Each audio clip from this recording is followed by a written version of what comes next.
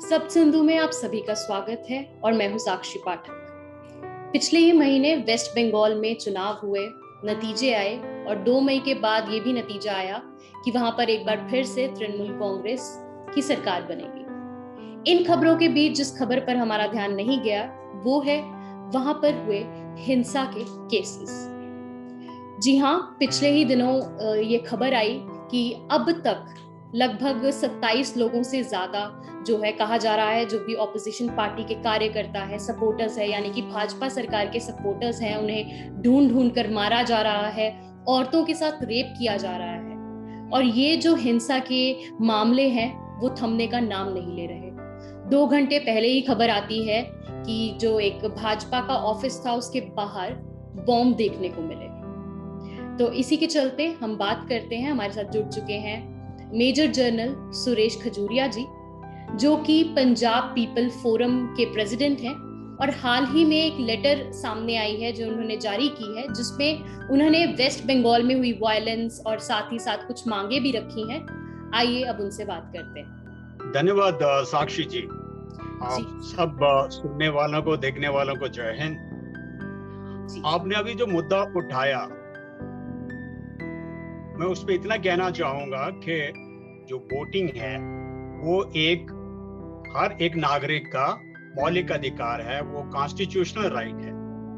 और उसी राइट को वेस्ट बंगाल के लोगों ने 27 मार्च से लेकर 29 अप्रैल तक जो 8 फेजेस में अपने वोट कास्ट किया। उसके बाद रिजल्ट 2 मई को आए और जो सीएम साहब हैं उनका स्वेरिंग इन 5 मई को हुआ। 2 और 5 मई के बीच में जो वहां तांडव नृत्य हुआ, जो वहां पे एक अहिंसा का नंगा नाच हुआ, उससे सारा ही देश भली भांति अवगत है। आपको पता ही होगा कि वहां पे 23 लिस्टेड जो है मर्डर हुए हैं। उसके बाद में 4 रेप केसेस हैं, 40 ऑड केसेस जहां पे थ्रेट टू रेप हुई है, और मोर देन 2000 जो हैं वो वायलेंट ही इंसिडेंट्स हुई हैं। लोग घरों से भाग गए हैं, करोड़ों रुपए की प्रॉपर्टी जला दी गई है, खत्म कर दी गई है। एक गांव है जहां पे 300 घर है, उन पे डोजर चला दिया गया है। लोग भाग के एक 191 शेल्टर होम जो चल रहे हैं वहां पे ठहरे हुए हैं जाके। लगभग 70,000 जो है वो वहां के जो पुरुष, नारियां, बच्चे अफेक्टेड हुए हैं, घर छोड़ने पे मजबूर हुए हैं। क्या हमारे डेमोक्रेसी का यही एक रूप है? क्या सभी प्रांतों में इसी प्रकार की वायलेंस जो है वो होनी चाहिए और एक्सेप्ट करनी चाहिए? क्या जीत का जो एक आप उदाहरण देना चाहते हैं जीतने के बाद, क्या यही उदाहरण है? हम जो पंजाब पीपल फोरम के माध्यम से, जिसमें के लगभग 620 से ज्यादा जो इंटेलेक्चुअल्स, एक लॉ अबाइडिंग सिटीजन वो जुड़े हैं, उन्होंने वेस्ट बंगाल में जो कुछ हुआ है उसके बारे में अपने विचार व्यक्त किए हैं। और उसके लिए हम जो है वो पंजाब के गवर्नर साहब से भी मिले हैं और उनको एक ज्ञापन भी दिया है। जी, और सर इसमें लेटर में कुछ मांगे भी रखी गई हैं, उसके बारे में बात करेंगे दर्शकों से। एक दौर चल रहा है, जैसा कि आपने बताया कि आज भी वहां पे भारतीय जनता पार्टी के ऑफिस के बाहर कुछ बम मिले हैं। कल भी एक हमारे कार्यकर्ता की जो है वो वहां पे हत्या हो गई है। तो हमारी पहली जो मांग माननीय हमारे राज्यपाल जी से थी वो है कि जो हिंसा का दौर चल रहा है उसको इमीडिएटली स्टॉप किया जाए, उसको रोका जाए। सरकारी तंत्र का इस्तेमाल करके वो वायलेंस को अंत होना चाहिए। लोगों के मन में एक जो है उनको मन में अपने राज्य के प्रति, अपने देश के प्रति कुछ न कुछ जो है वो कॉन्फिडेंस आना चाहिए। दूसरा, हमने ये कहा कि देखिए वायलेंस हुई है, सबको पता है। अगर हुई है तो किसने की है? तो वो लोग जो इसके लिए रिस्पॉन्सिबल हैं, उसके लिए उत्तरदायी हैं, उनके ऊपर कानूनी कार्रवाई की जाए। तीसरा हमने ये मांग रखी थी कि जो लोग घरों से भाग गए हैं, अपने गांव में वापस नहीं जाना चाहते, डर का जो माहौल बना हुआ है उसको दूर करने के लिए उन इलाकों में कॉन्स्टिट्यूशन के अनुसार जो एक अधिकार मिला है नागरिक को, उनको दिया जाए ताकि वो उनकी लाइफ और प्रॉपर्टी की सेफ्टी हो सके। उनकी लाइफ और प्रॉपर्टी को बचाने के लिए वहां एडिक्वेट सिक्योरिटी का प्रबंध किया जाए। और आखिर में हमने ये कहा है कि वो लोग जिनके घर बर्बाद हो गए हैं, जिनके घर के कमाने वाले जा चुके हैं, जो लोग कैंपों में बैठे हैं, दूसरे राज्यों में चले गए, उनको वापस बुलाया जाए और उनके नुकसान क्या जो है वो सरकार उसका पूर्ति करे ताकि वो लोग अपनी जिंदगी दोबारा शुरू कर सके। बहुत ही साधारण मांगे हैं लेकिन बहुत ही क्रिटिकल क्रूशियल मांगे हैं।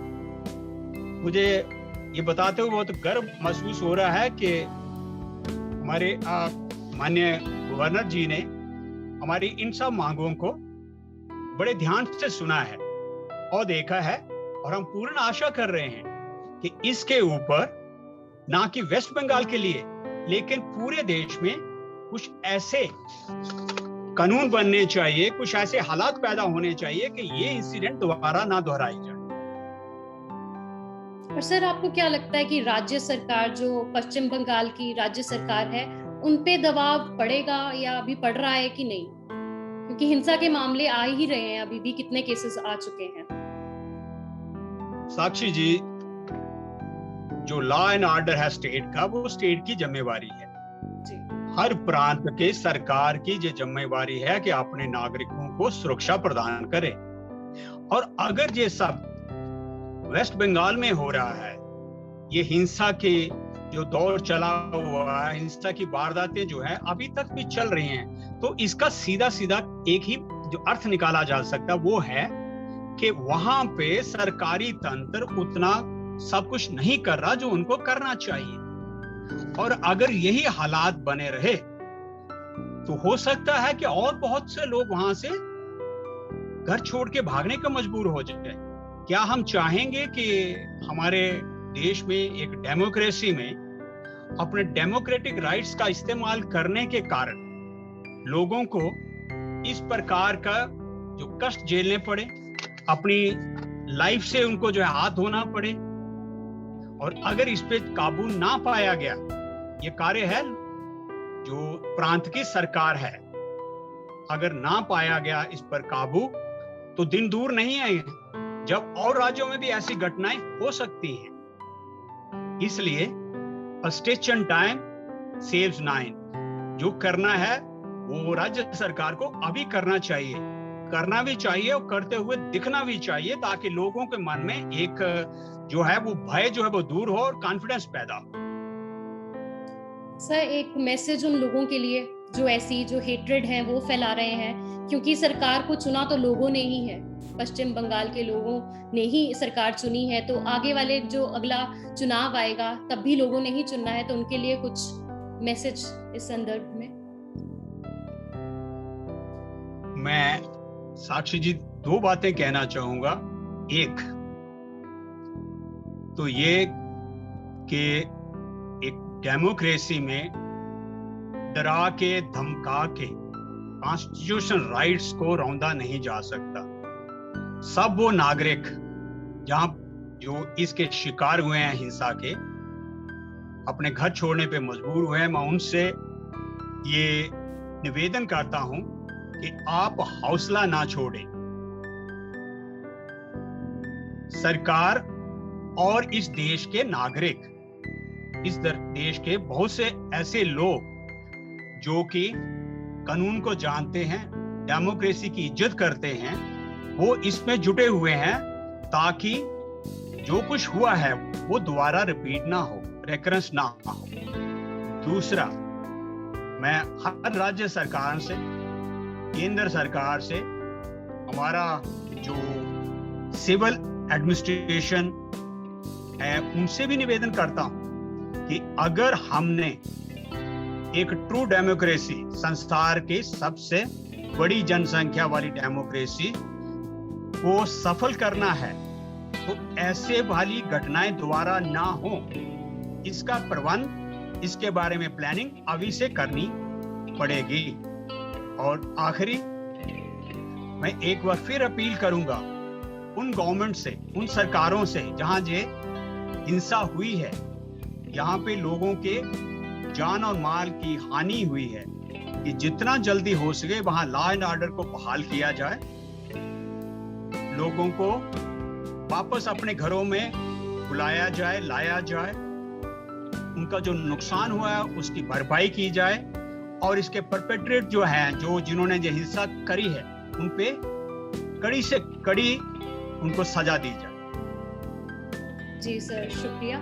और जिस तरह से हम पहले से ही कोरोना महामारी से जूझ रहे हैं, ऊपर से अगर ऐसी हिंसाएं होती रहेंगी देश में, तो जो आम जनता है वो होप खो देगी। तो thank you so much sir, it was nice talking to you. Thank you Sakshi, thank you, great pleasure. Thank you sir.